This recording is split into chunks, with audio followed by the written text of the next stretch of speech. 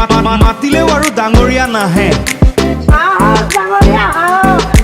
1 তাৰিখে পুৱাই গাঁওখনৰ এঘৰৰ পিছফালে ৰাইজে দেখিলে দুটা বগা ঘোঁৰাই খেৰ খাই আছে ৰাইজৰ হাহাকাৰ ভগৱান আহি জালুকবাৰী পালেহি তাৰ পাছতে ধূপ ধূনা জ্বলাই ঘোঁৰাক গামোচা চেলেং পিন্ধাই পূজা কৰি ৰাইজ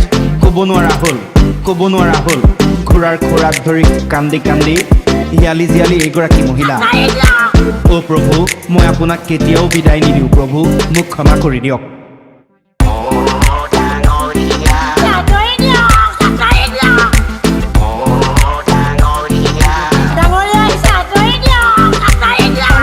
বিছনাতে শুৱাই ডাইনিং টেবুলতে বহুৱাই ঘোঁৰা দুটাক চকু পানী নৰয়ে ডাঙৰীয়া আহিছে আঁতৰি দিয়ক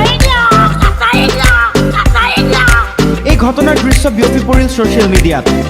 মিডিয়াটোত তীব্ৰ আলোড়ন হাইৰাণ সকলো এয়া কি এসপ্তাহৰ পাছত কাহিনীত টুইষ্ট